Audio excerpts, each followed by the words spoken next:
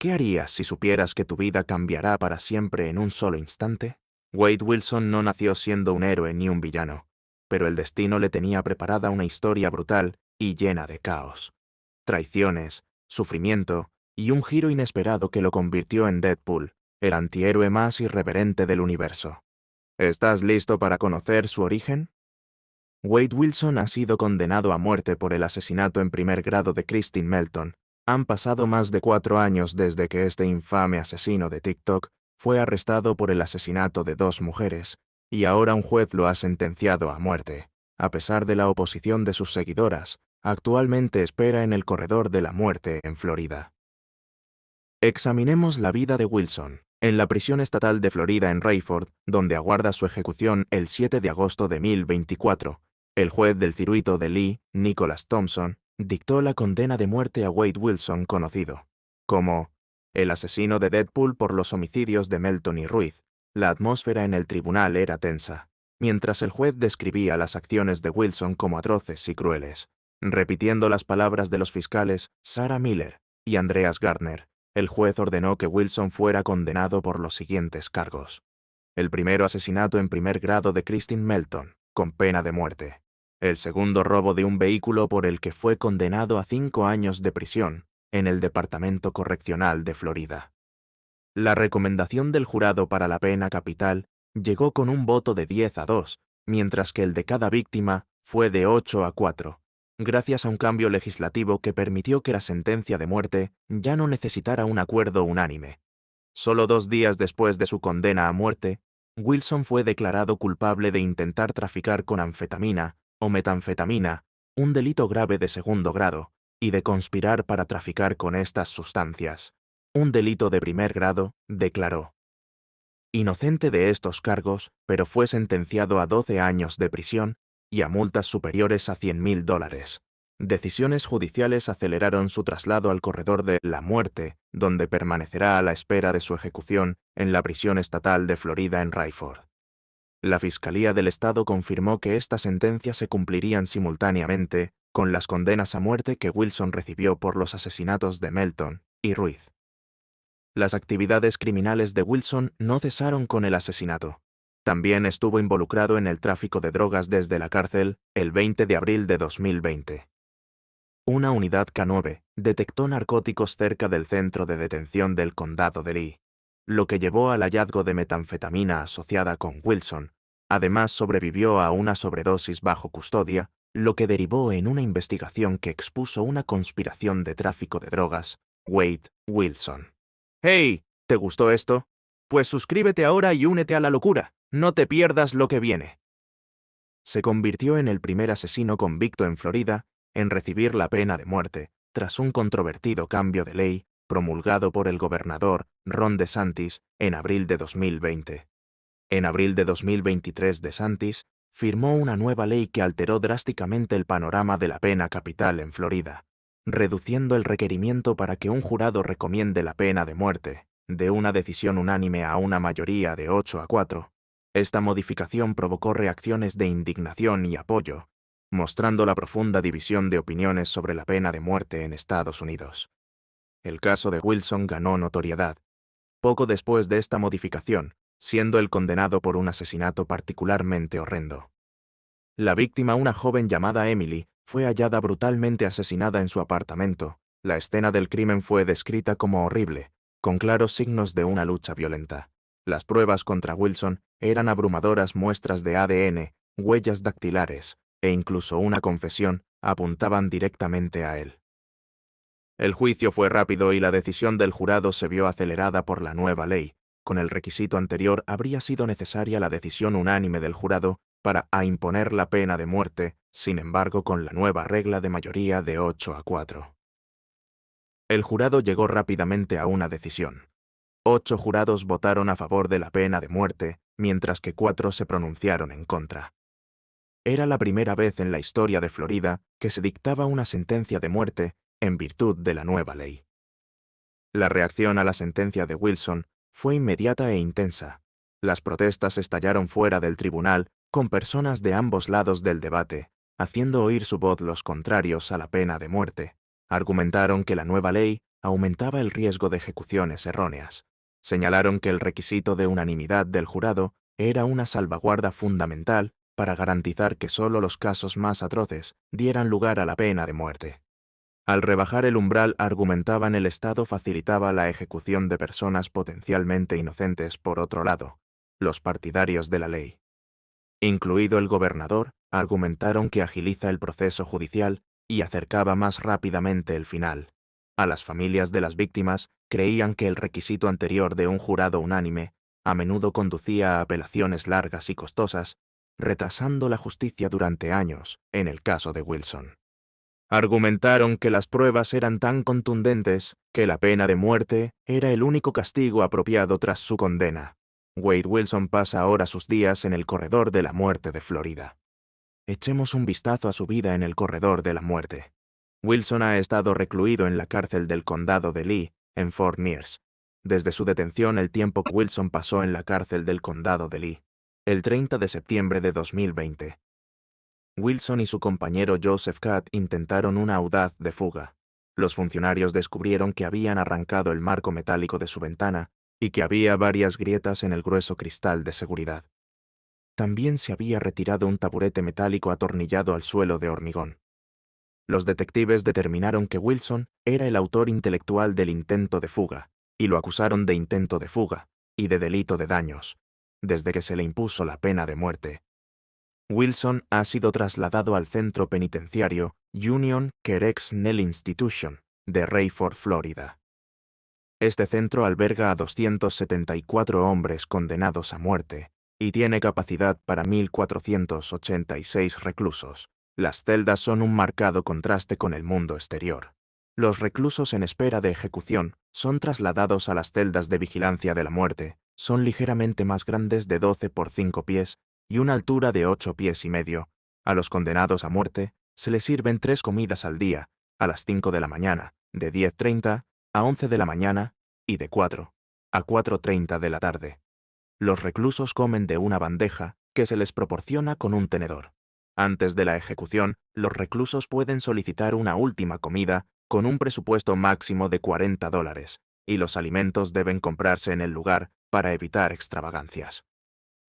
La rutina diaria de Wilson es monótona y está muy regulada. Los reclusos son contados al menos una vez por hora y son esposados siempre que están fuera de sus celdas, excepto durante el tiempo que pasan en la celda. El patio de ejercicios o la ducha permanecen en sus celdas, excepto para citas médicas, ejercicio, visitas sociales o legales y entrevistas con los medios de comunicación cuando se firma una orden de ejecución. El recluso pasa a la situación de vigilancia de la muerte y se le permite una llamada legal y social dentro de su celda. Wilson tiene privilegios limitados, puede recibir correo todos los días, excepto festivos y fines de semana, se le permiten aperitivos, una radio y un televisor de 13 pulgadas. Pero no hay televisión por cable ni aire acondicionado. Los reclusos no pueden reunirse en las zonas comunes, pero pueden ver los servicios religiosos por circuito cerrado o televisión durante la vigilancia de la muerte. Se les permite ducharse cada 2 días. Las batallas legales de Wilson distan mucho de haber terminado el 16 de septiembre. Y tiene una vista por otro caso de tráfico de drogas, lo que probablemente retrasará su traslado. Sus abogados también han recurrido su condena a muerte, lo que podría prolongar el calvario judicial otros 5 años o más. El abogado de Wilson, Lee Wan, se ha pronunciado sobre la atención mediática que rodea a su cliente, calificándola de ridícula. A pesar de la notoriedad del caso, el momento exacto del traslado de Wilson a la institución correccional Unión sigue siendo un secreto muy bien guardado por motivos de seguridad. En las semanas previas a la sentencia de Wilson, el frenesí mediático que rodeó el caso atrajo la atención de muchas mujeres hacia él, a pesar de sus brutales crímenes. Wilson se ha convertido en el improbable destinatario de un abrumador número de cartas de amor de mujeres de todo el país. Desde su encarcelamiento, Wilson ha recibido casi 4.000 mensajes, muchos de los cuales son súplicas para que le perdonen la vida. Las cartas que han inundado el despacho del juez de distrito del condado de Lee, Nicholas R. Thompson, están llenas de súplicas de mujeres que ruegan que se perdone la vida. A Wilson, una mujer de Visalia, California, Escribió al juez prometiendo su devoción eterna. A Wilson decía como alguien que se preocupa incondicionalmente por él: he reflexionado profundamente sobre la gravedad de la situación y el impacto de su decisión. Otra mujer madre de 2 hijos afirmó que Wilson es una persona diferente. Cuando toma medicación, escribió, si miras más allá de sus tatuajes y la estructura de su cara desde que está en prisión, y medicado, está más sano. Su cara está más rellena, en comparación con su foto de fichaje en la que su rostro está demacrado, pálido y parece poco saludable. Esto nos lleva a la siguiente pregunta. ¿Por qué están obsesionadas las mujeres de todo el mundo con el asesino convicto, Wade Wilson? Profundicemos en los factores psicológicos y sociales que contribuyen a la obsesión mundial por el asesino convicto. Este fenómeno no es solo una curiosidad pasajera, tiene sus raíces en comportamientos humanos complejos y en influencias sociales que resultan fascinantes e inquietantes a la vez. En primer lugar, debemos entender el concepto de hibristofilia. Se trata de una condición en la que los individuos se sienten sexualmente atraídos por personas que han cometido crímenes escandalosos. A menudo se conoce como el síndrome de Bonnie y Clyde. La hibristofilia no es un fenómeno nuevo, pero el caso de The Wilson lo ha puesto de relieve como nunca antes. Mujeres de todo el mundo experimentan esta afección, lo que ha provocado un seguimiento masivo de Wilson. Uno de los principales factores psicológicos en juego es el atractivo del peligro para algunas mujeres. La idea de estar cerca de alguien tan peligroso como Wade Wilson es emocionante y proporciona un subidón de adrenalina difícil de reproducir en la vida cotidiana. Este comportamiento de búsqueda de emociones es similar a la razón por la que algunas personas practican de deportes extremos o actividades de riesgo. El peligro se convierte en una fuente de atracción. Otro aspecto psicológico es el atractivo del chico malo. Wade Wilson, con sus rasgos cincelados y sus penetrantes ojos azules, encaja en el estereotipo del chico malo, que muchas mujeres encuentran irresistible. Esta atracción suele tener su origen en el deseo de rebelarse contra las normas sociales o de experimentar algo prohibido. El personaje del chico malo está idealizado en la cultura popular, lo que lo hace aún más atractivo para quienes se sienten atraídas por él. La imagen de Wade Wilson en los medios de comunicación también desempeña un papel importante en esta obsesión. Durante su juicio, Wilson fue representado a menudo como tranquilo, sereno e incluso encantador. Esta imagen ha llevado a algunas mujeres a creer que no es tan peligroso como parece. Lo ven como un comprendido que merece una segunda oportunidad. La cultura del crimen real nunca ha sido tan popular, y la historia de Wade Wilson encaja perfectamente en esta narrativa. Programas, podcast y documentales sobre crímenes reales cautivan al público de todo el mundo. Para algunas mujeres, ser fan de Wilson es una extensión de su interés por el crimen real. Es una forma de sentirse conectadas a las historias que consumen y de formar parte de una comunidad que comparte su fascinación. Las redes sociales han amplificado esta obsesión hasta niveles sin precedentes. Plataformas como Instagram, Twitter y TikTok están inundadas de páginas de fans dedicadas a Wade Wilson. Estas páginas comparten fotos, bocetos de la corte e incluso fragmentos de sus cartas desde la cárcel. El almohadilla Wade Wilson Fan Club tiene millones de publicaciones, creando un frenesí digital. Las redes sociales permiten a estas mujeres conectarse entre sí, compartir sus pensamientos y reforzar sus creencias, creando una cámara de eco que magnifica su obsesión. Hay informes de mujeres que dejan sus trabajos, abandonan a sus familias y se trasladan al otro lado del país para estar más cerca de la prisión donde está recluido. Le envían regalos caros, pagan sus gastos legales e incluso le proponen matrimonio. Resulta casi ridículo saber que Wilson cuenta con el apoyo de cientos de mujeres después de haber asesinado a 2 mujeres solo porque le apetecía matarlas. Echemos un vistazo rápido al crimen que le dio a Wilson su popularidad: el asesino de Deadpool. El 7 de octubre de 2019 comenzó una escalofriante ola de crímenes que dejaría a los residentes de Florida conmocionados y horrorizados. Wade Wilson, un hombre de 30 años, asesinó brutalmente a 2 mujeres, Christine Melton y Diane Ruiz, en un lapso de solo 2 días. Apodado el asesino de Deadpool, por compartir nombre con el personaje de Marvel. Las acciones de Wilson fueron poco menos que monstruosas.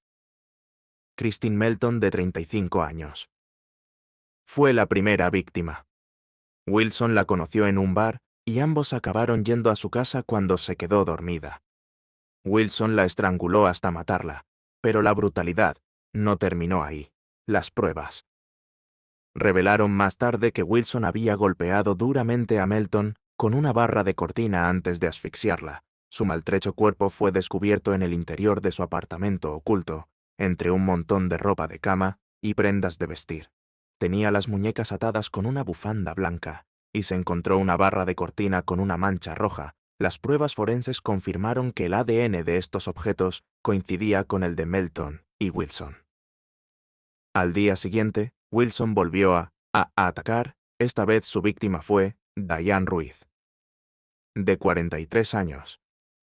Wilson recogió a Ruiz después de preguntarle cómo llegar a un instituto local. Cuando intentó marcharse, la estranguló, la empujó fuera del vehículo y la atropelló. Repetidamente el cuerpo de Ruiz fue encontrado más tarde en el bosque. Tenía la nariz y un dedo rotos, una laceración torácica y fracturas en 11 costillas, y el cuello lesiones frecuentes. En los casos de estrangulamiento, el médico forense declaró que las lesiones también eran compatibles con el atropello de un vehículo. Al parecer, Ruiz había intentado defenderse antes de ser asesinada.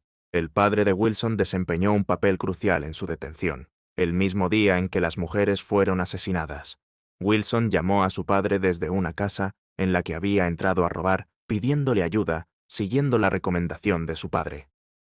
Wilson se entregó a la policía días después de los asesinatos en la cárcel. Wilson confesó los asesinatos de Melton y Ruiz.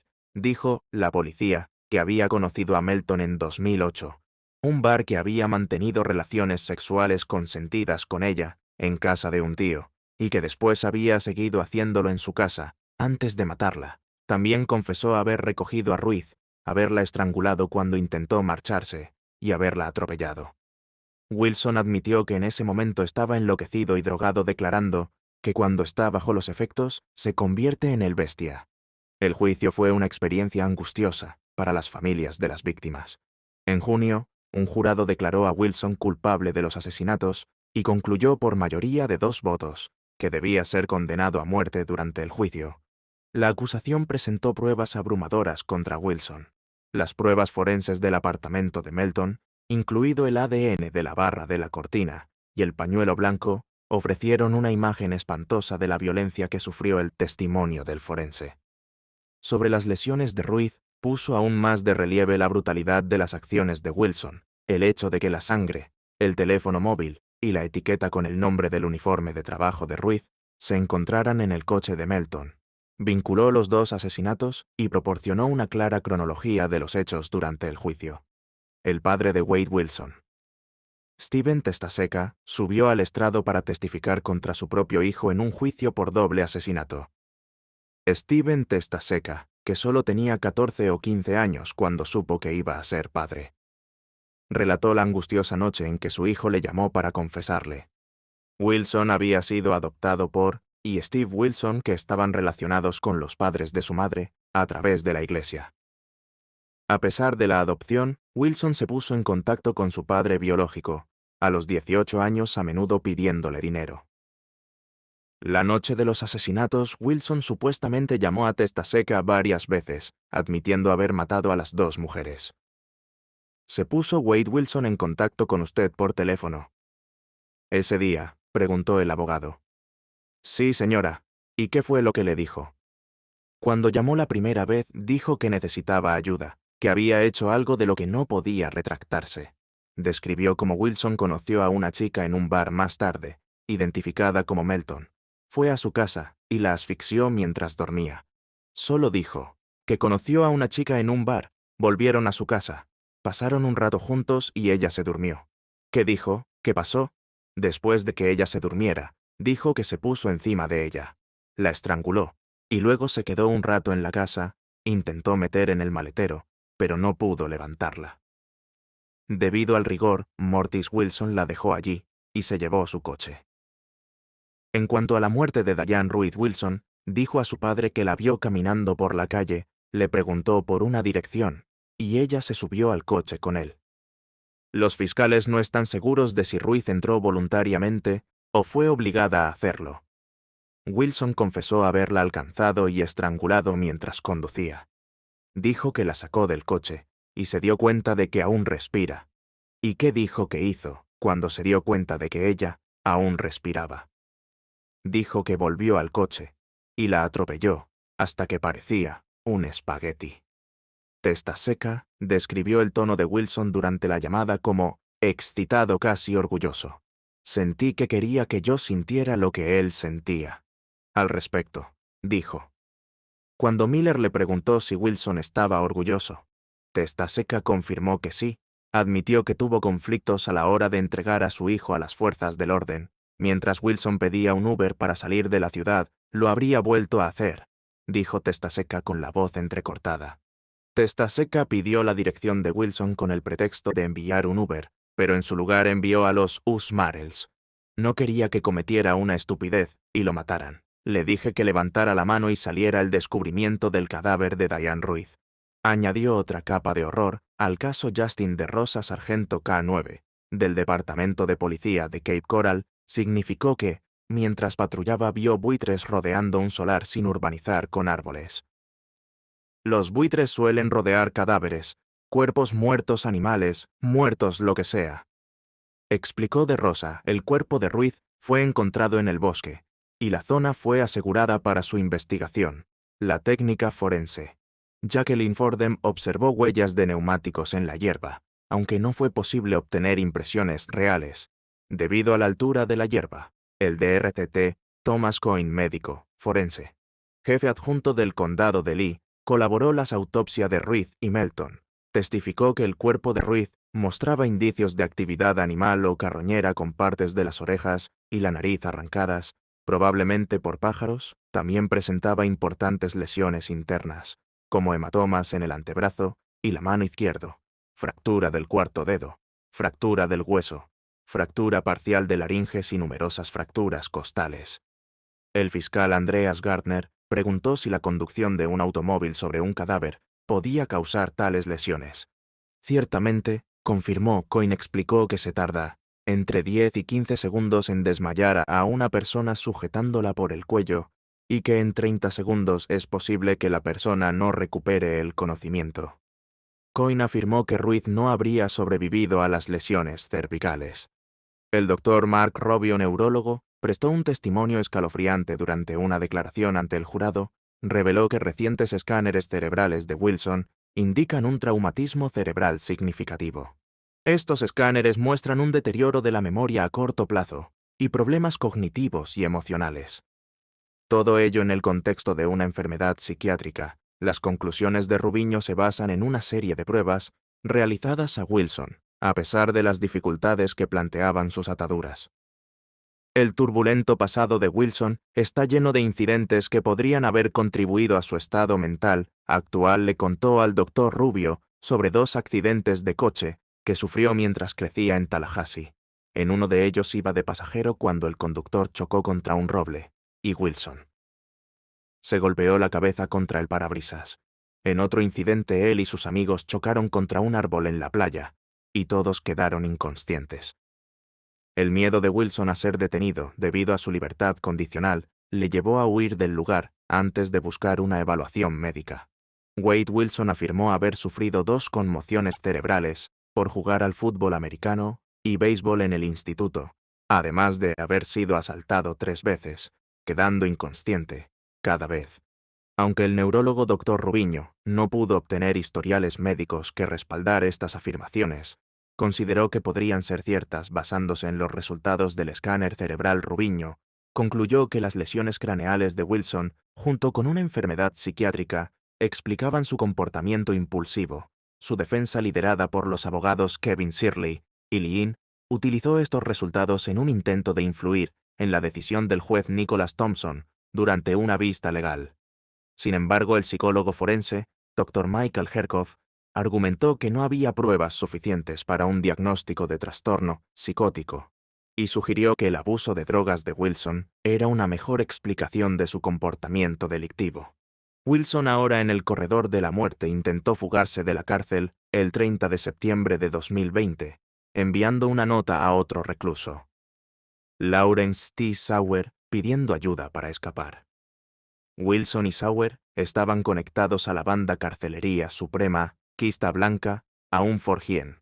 Lo que complicaba su plan de fuga. Durante el registro de su celda, se encontró que habían debilitado el cristal de la ventana y retirado un taburete que probablemente usaron como herramienta para escapar. Wilson fue acusado de intento de fuga y otros delitos.